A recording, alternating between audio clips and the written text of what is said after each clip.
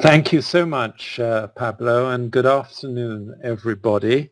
This is a unique experience, the first time that I've done a virtual platform, and I want to thank Vertway Events for setting all this up, and especially Pablo for his endless help and patience in guiding me through my avatar, which you can see. I'm sorry I can't speak to you in Spanish, and I'm also sorry that we're not meeting in person. So let's see what we can talk about Mediterraneity. Now that's the first thing, because this word is a very unusual word. I couldn't find it on Google, and I don't know who made it up. It's a neologism, meaning it's a new word, and I've translated it for the purpose of this lecture, really to refer to the Mediterranean diet and sustainability, and I would add lifestyle, because for me, the Mediterranean diet is much more than a diet, it's lifestyle, and I'm sure you will agree. So what I want to do with you for the next 45 minutes, I want to talk about food security. I want to talk about olive oil, and we will talk about the Mediterranean Diet 4.0. I'll explain that. We'll talk about environmental impacts and dietary change, and the state of nutrition in Mediterranean countries, including Spain, something we've developed called the Global Nutrition Index. And we will go on to talk a little bit about policy implications, what you can do practically, because you've asked me to talk about practice as well as just, and not just theory. And because of these strange and surrealistic times, Salvador Dali would have had a feast of what's been going on here. It's really surreal. Living with COVID, I want to say a few words about that. So here's something we really do not want to see. These are food queues in Syria a couple of years ago. It's horrific. But I use this slide to tell you that every country in the world, without exception, has people who suffer from food insecurity. They could be because of natural disasters. They can be man-made disasters such as wars. There are people who don't have enough money economically, migrants, people who are unemployed, street children, and also elderly and lonely people without. So every country has this problem. So what I want to now go through with you is how does food insecurity occur, and how come and when does it occur? Oh, hold on. Press the button. And this is a pathway in the yellow, in the center, and red.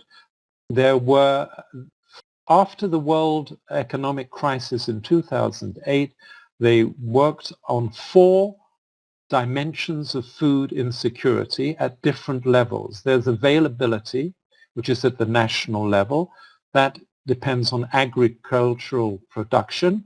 And because of Pablo, we put in aquaculture as well, and how much imports a country has to get the total amount of food available for a country. Then going down the arrow, there's accessibility, which is at the household level, and that's in 2 forms. Physical, if somebody is unable because of illness or because of disability to get to the shops to buy it, and then economic, he doesn't have enough money to buy the food. That's accessibility. At the individual level, that's the person, the individual who has to eat enough, he gets enough food in quantity and quality, he's healthy to be able to digest it, he doesn't have disease, and that's utilization. After 2008, we added stability, which is the resilience of the person and the nation to deal with problems. Now, if all those 4, availability, accessibility, utilization, and stability are in place, then a person is food secure and a country is food secure. But at any one level, if it's lacking, then it's food insecure. Now, on the short term, stability can lead to coping with vulnerability or shocks in the system. And COVID is a classic example now of new food insecurity. And in blue, at the very bottom, we've added a fifth dimension, sustainability, which is really how your children and grandchildren, will they have a planet that has enough food for them and that is healthy, with these sustainability dimensions of the environment, economics, and culture. So why the Mediterranean diet? Well, has the best scientific evidence for health benefits. As you can see, for mortality, between 10 and 13%, if people can stick to it. There's always the problem, the diet's there, and we will discuss it, they don't eat it. But between 10 and 13% reduction in mortality and heart disease, cancer, neurological disease, Parkinson's and Alzheimer's. And I will also add that people eating the Mediterranean diet get less obesity. So what does it look like? And I think everybody is fully aware of this pyramid that shows the portion sizes, a number of portion servings rather, and what we should be eating every meal and every day, and perhaps less towards the top on the week. Now the basic points in blue on the right-hand side, it's based on plants and cereals, more fruits and vegetables. The olive oil is central, dairy products, and wine in moderation. That's a cultural thing if it's permitted, culturally permitted. And in the red, what we want is minimally processed foods. The other points that have come out over the years is there are cultural differences, and we should respect them. And frugality, we shouldn't have large portions, and seasonality, only using fruit and vegetables when they are in season. We prefer local products, and at the very bottom, the importance of lifestyle, so how you deal with it. I can actually let this know there's a new article coming out very soon where we actually updated this problem, so it's going to be updated. There is an interesting point about fish, and that perhaps we can have a discussion with Pablo afterwards. There's not enough fish in the world to make the recommendations of 2 fresh or seawater fish per week, 2 portions per week, and then we have to see about the microplastics and the heavy metals and how that affects what people should eat healthily.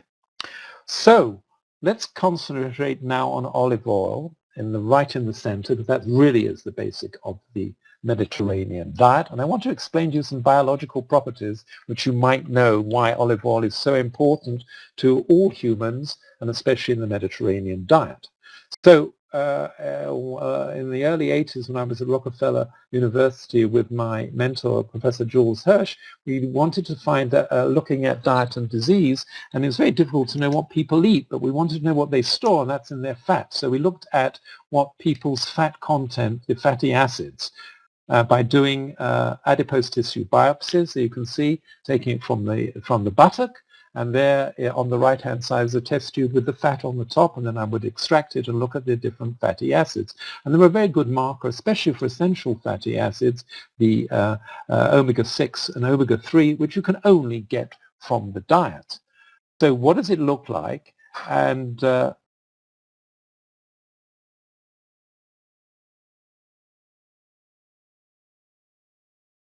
this is the fatty acid profile from 3 populations, in America in yellow, Israel in blue, and from Ethiopia. And if you see 18-1, which is oleic acid, it goes from myristic to alpha-linolenic acid on the right-hand side. There's stearic, palmitoleic, and stearic, palmitoleic and stearic. Now, in all populations in the world that have so far been examined, oleic acid, 18-1, is the dominant major storage adipose tissue fatty acid. And all you out there in cyberspace, sitting down, I hope, on your body fat, you will have oleic acid the most. So we have an interesting biological fact that whoever you are, that's Homo sapiens, wherever you live and whatever you eat, the main storage fatty acid is oleic acid. So we are major all oleic acid. We're all olive oil. And you can find it in almonds and avocado. And I noticed this afternoon at 4:30 you're having a session on avocado. It's very good because that's a major source of olive oil. Now, why this is so, we don't show, and I don't really have time to go through it, but there might be physicochemical properties in membranes so that it's not, they're more flexible, and also that does have some antioxidant properties. So the text same here, we are olive oil. Now, if we have a look at the environmental aspects of the diet, you can see, and this was done by Barilla very nicely, that they are inversely related to our dietary pyramid. The recommendations to go to the bottom of the pyramid, they have the lowest environmental impact. And as you go up to the processed meat and animal, then the environmental impact gets more. So that's really very interesting and very easy to remember. So we should be concentrating on the bottom of the pyramid. And now looking here, when we look at the environment, the effect of the environmental, we can see that the major drivers for the ecological footprint, and this was in 2010, it's also today, is food, transportation, and housing. You can see on the left. And we can see that Israel and Spain, which I've made in the red rings, have very similar ecological footprints, which is actually a little bit too high, and it is a problem of high-income countries, as you can see.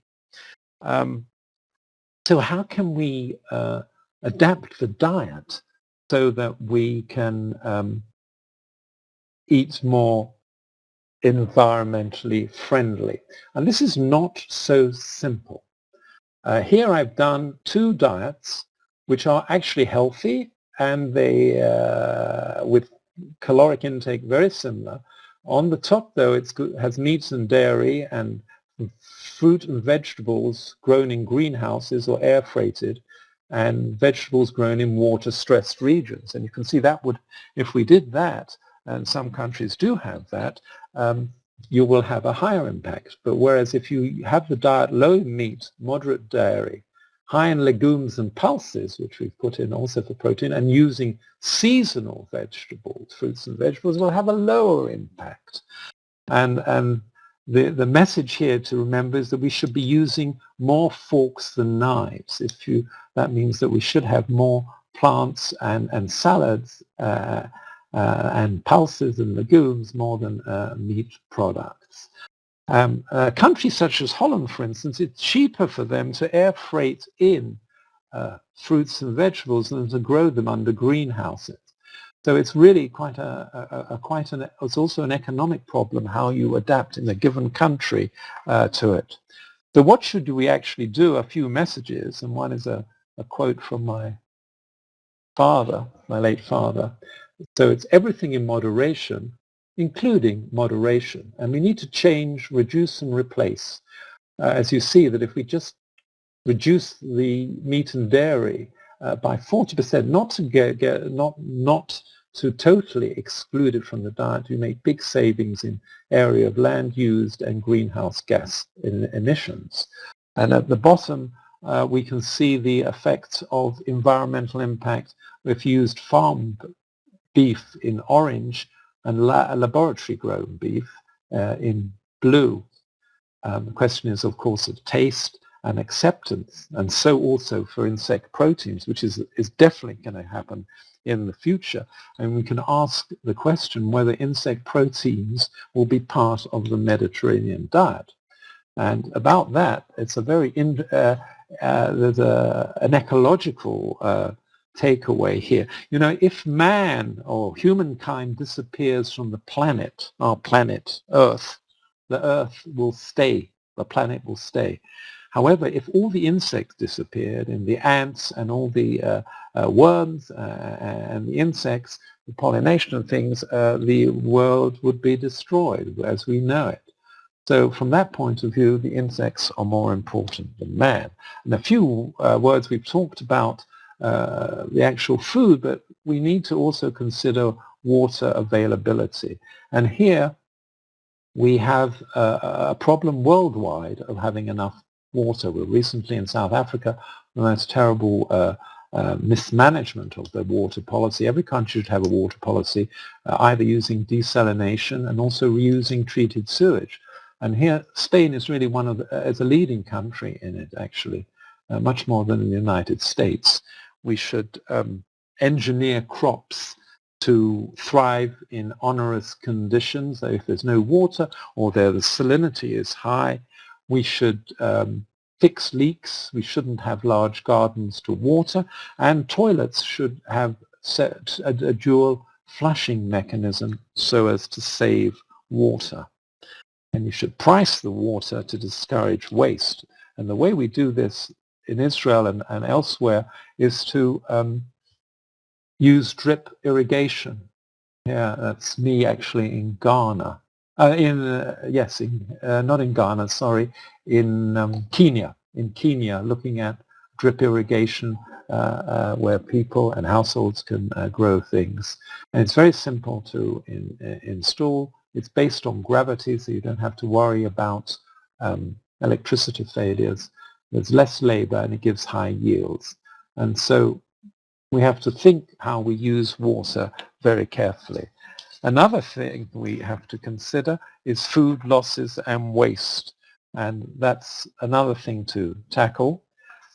We conventionally describe the difference between loss, which is from the agriculture and post-harvest till it comes to the towns and to industry, and the rest is processing, distribution, and household consumption, the waste.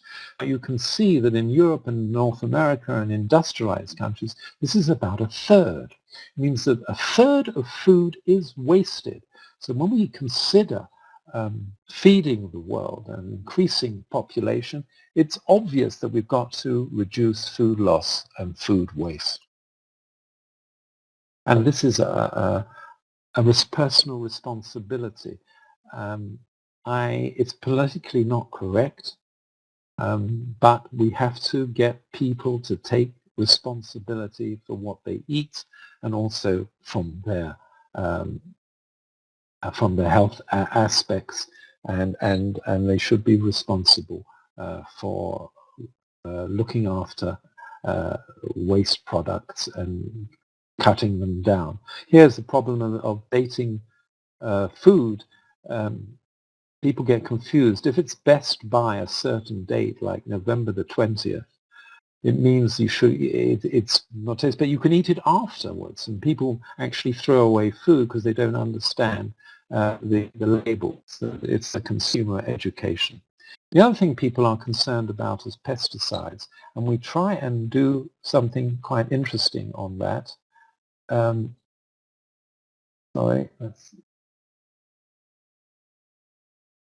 use nature to fight nature, and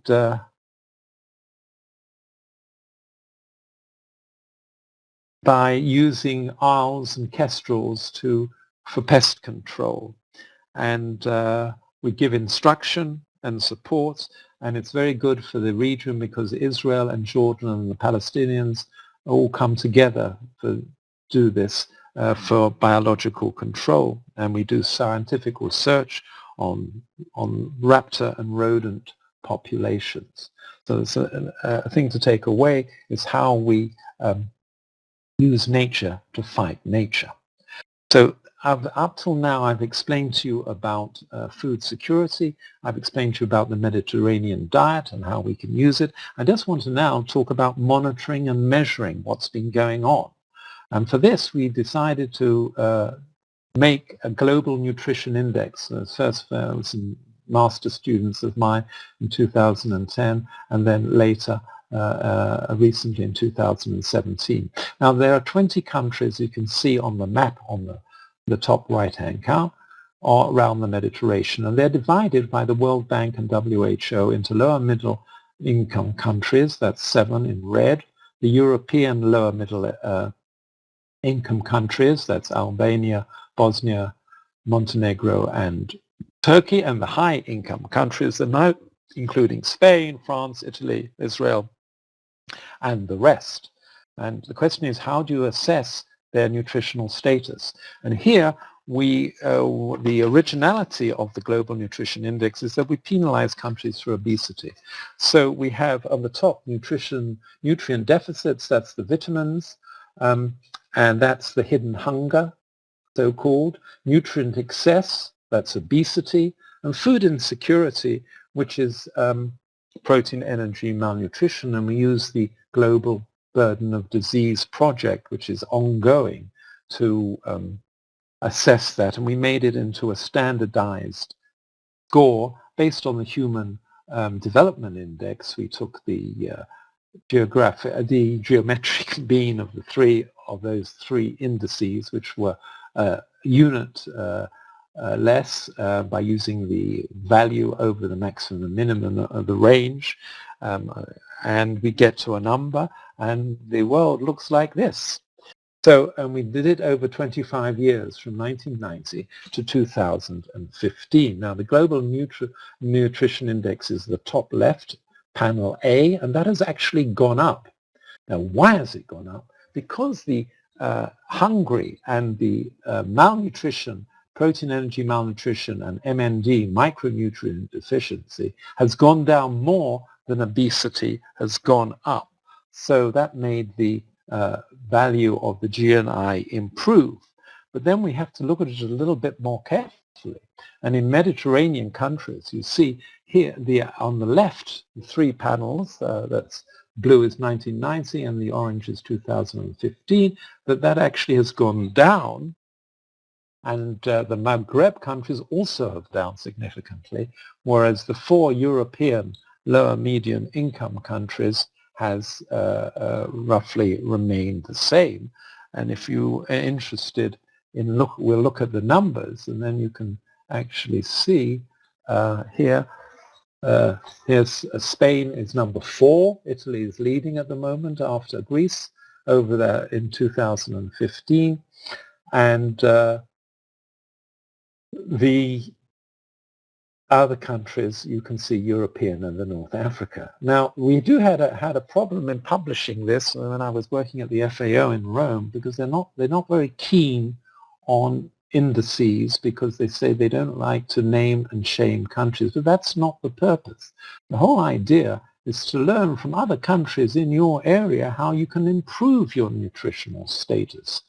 Anyway, this has been taken up now. So everybody can see other countries, to learn what they're doing right to improve the nutrition status of their countries. So from this point of view, I regard food like your petrol to the car, and you have different octane petrol. You have super, regular, super, and premium. We want every country to give their population premium fuel, the best food possible, 100 octane, with all the vitamins and minerals, and of course not in excess. And that's the real problem that's facing us. We have a pandemic of COVID, but we also have a pandemic of obesity. And you can see that in fact the Mediterranean countries are much more obese than the world average. And here we have an interaction with COVID. We found out over the months, unfortunately, that obese people are more likely to get the virus and suffer from morbidity and complications of the COVID.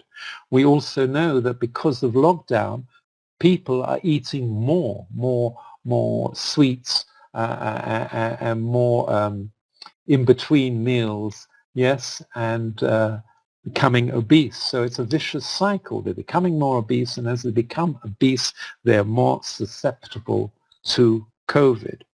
Here I also want to bring in what I mentioned before about personal responsibility. It's not politically correct, but people have to have responsibility of how much they eat. And and certainly for kids, who's responsible for kids' obesity? Childhood obesity. Parents must take part of their responsibility of why kids and children, and that's really very bad, are getting more obese all over the world, all over the Mediterranean. It's also related to screen time, watching computers and mobile phones. So I just want to summarize this part of the lecture by saying that the nutrition of the Mediterranean countries really has shown a shrinking hungry and an expanding fat world. In our Mediterranean countries, apart from the four European ones, the actual standard of nutrition because of obesity has gone down, and malnutrition from obesity has increased. But so what we learn from this is that the importance of lifestyle, and that's frugality and moderation. And here I want to show you what the Mediterranean Diet 4.0 is. Now this is a way that Sandro Donini and myself and others took the Mediterranean diet in the center and extended it, not just from a nutrition pattern, to a healthy environmental, economic and social cultural benefits. And as you can see, they are in the center what they are. Good for the economy, especially if there's local produce. It's good health, as I showed. There is a social cultural value and it needs to be maintained, and that's the reason why UNESCO recommended and made the Mediterranean diet a cultural heritage of mankind. And on the right side, you see the triangle. Sort of, there's not one Mediterranean diet. This is what I want to say. There are country-specific. What you eat in Spain is not necessarily what there are basic similarities to what's eaten in France, which is not the same as Italy, and not in Israel, where I just show you very popular hummus and falafel. If you've been to Israel or you're into Middle East cafes, which are really very tasty and to be recommended.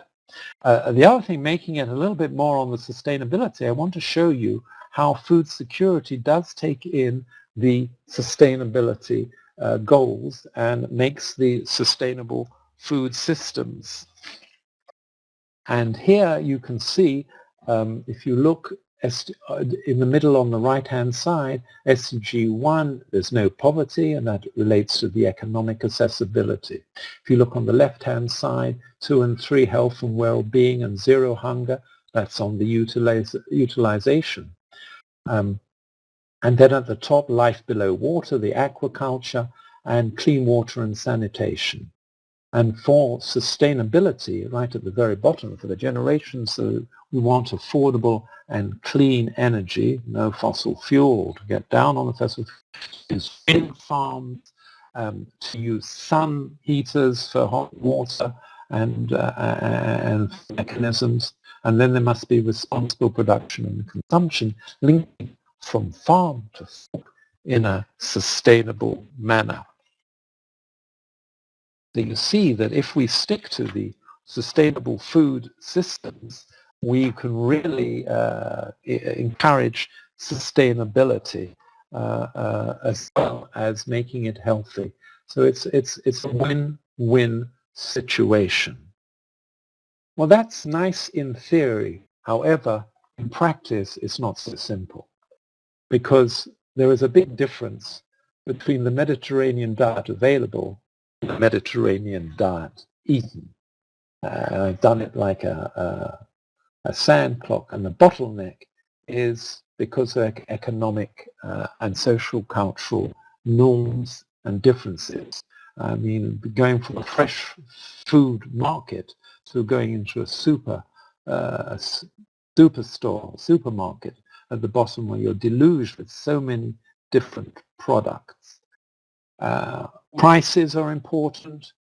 There are too many choices. People are working, especially at the ages of 20, when they're having families. There's not time for the cooking, and the change in women's roles, and quite right too. And women are getting out to the workforce. And so the idea of cooking Mediterranean diet meal is a challenge, and education is cardinal, is very, very crucial to this. In schools, they should be taught. They can also be taught to grow kitchen gardens, crops. They've been taught to cook. They've been taught to make salads, fruit salads and vegetables, and to be instructed what is a healthy diet and lifestyle, and also enough physical activity, not just, as I mentioned, sitting in front of a screen. And we have to address that, actually, and Dr. Zaragoza has got a wonderful Prezi presentation about encouraging fish consumption. And that's really good. You can see it on the internet. And children really don't like fish, and so we have to think how to be very creative with that. So the challenges. Now, unfortunately, this slide was meant to be done serially, so I'll go through it with you, and I apologize for what I put about COVID. So you've got to make, in each country, you've got to decide how to do it. So food systems have to be sustainable, and the accent here is to reduce food losses and waste. We have to strengthen agriculture for the best solutions, best sustainable products. Food for everybody in the nation is a right to have healthy and adequate food, like they have education, like they should have health, National Health Service, that everybody should have access to food and to health. And you have to monitor the safety, that there aren't pesticides and there are no pathogens. What's covered by the sign is legislation. You have to package food labeling. It's very important to work with the food industry. Here I want to make a point. Food industry shouldn't be blamed. It is part of the problem, but it has to be part of the solution. So scientists, researchers, medical people have to work, like at this conference, with food industry to make the food more healthy, decrease salt, decrease sugars, decrease additives. Children are particularly vulnerable, and there must not be junk marketing food to children, on television until late and around the country. You shouldn't have sweet drinks on sale by schools. And as I said, education is terribly important for healthy lifestyles and for nutrition and cooking, as I mentioned. And also in restaurants and public places. I don't know if we were all meeting together, Andalusia, what we would be having at this conference. What would be the food that we will be getting at coffee breaks and at lunch? I have to work on that.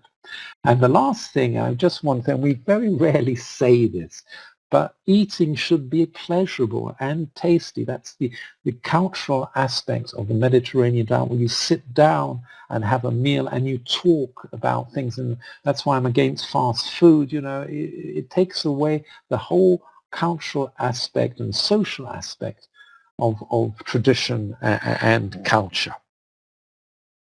So that's what you can do in your country to make sustainable food, make food systems more sustainable and more healthy and more Mediterraneicity. Now, I just want to say a few words of COVID towards the end. Now, here is a real challenge for us, because there's, first of all, one of the coping mechanisms is humor, because it's not very pleasant to be in lockdown, as we are here, have been in Israel and now in England and all over the world. So in the internet you must have seen some of these, but they've made some very good cartoons. Here on the top right, God is giving Adam on the Sistine ceiling, the chapel in the ceiling of the Sistine Chapel is giving him hand gel. Poor old Van Gogh would have had difficulty wearing a mask, and the Last Supper would have been a very miserable feast, because the table would be empty and nobody would be taking part in it. So how do we have to learn to live with it? And I must tell you, this is not going to go away, even with the Pfizer vaccine, which it's got its own problems of storage of -70. But probably going to go on for a number of months. You know, the Spanish, well, so-called Spanish flu, it wasn't from Spain. After the First World War went on for 2 or 3 years, and this could easily go on at the same time. So first of all, it's been very scary. Friends, we have had friends and people and relations who've died. We don't understand it. We're learning about it as it's going along. You know, people say they're not doing well, the countries, but it's very, very difficult because there's a balance between the health services, and we don't know the antibody response, and we don't know too much about it. And after the initial novelty wears off, there's burnout.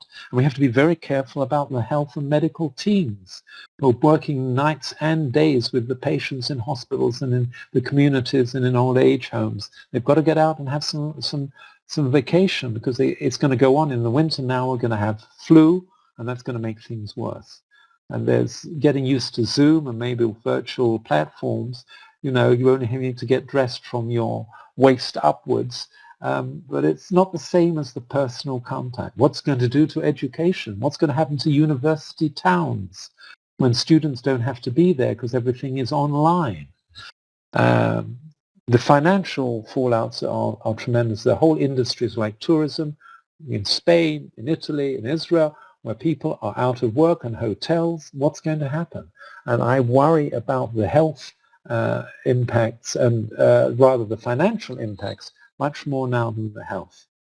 There's also the question of ageism. We know that elderly people or people above the age of 60 are more susceptible to the virus, but we shouldn't just give a blanket age limit or age category characteristic. We have to think of chronology and not based on, we have to think of the biology of the person rather than his actual chronological age. So we want biology rather than chronology. And of course, all this will impinge on food security, and there will be a major impact. As I said, people were food secure everywhere before COVID, and they're going to be in a worse state during COVID and after COVID. And so there should be national plans and national organizations coordinating delivering food to the needy. Kids are not at school, so what's happening to school meals? In England, Marcus Rashford, the footballer from Manchester United, has really turned things around to insist that even if the kids are not at school, they will get their food, and some families depend on school food for their children. And then the elderly and lonely, there has to be some system whereby you can find out where the people in need are and to bring them the necessary food. So lots of problems and lots of advances we've made so far in the system have taken a big setback because of COVID, and we're going to have to restart the system. Perhaps we will learn some positive things from it of how to benefit, especially about working from home, and so traffic congestion might come down. So there might be also some positive fallouts, but with regard to food and food security, it is very negative. So my last slide is really a conclusion, and I'm quoting from the book in the Bible, the first book of the Bible, Genesis. Adam was put in the Garden of Eden to cultivate and to protect and maintain it. So to sustain and develop the land, and that gets you to sustainable development. The message is that a food secure nation is a healthy nation, is a productive and sustainable nation. And sustainable food systems, if you can get them in every country, is not only good for you individually, but for your country, but also for the planet. However, here's the responsibility. Everybody's got to play their part. You know, we're all in the same storm now in COVID. I actually say that rather than we're all in the same boat, because some countries are doing better in Asia and South Korea and Japan and Singapore and around them better. So although they're all in the same storm of COVID, they're doing better. Their boats are weathering the storm better. Somebody pointed, Niall Ferguson, the cultural historian and commentator, something that is very true. He said, what HIV, AIDS, did for the for sexual relations, how people related to sexual relations. So COVID is now really done for social relations, and how we can pick up on our social relations even when we are in virtual systems and if we're on Zoom. So we must look out, and it's very important, the social relations. And the last point, having looked at the evidence, I'm not biased here, the best healthy, sustainable diet is the Mediterranean diet pattern and lifestyle. And that is the Mediterraneicity that you have so kindly invited me to talk about, and also that we're all going to promote from now on. Thank you so much for your attention and for listening. Thank you.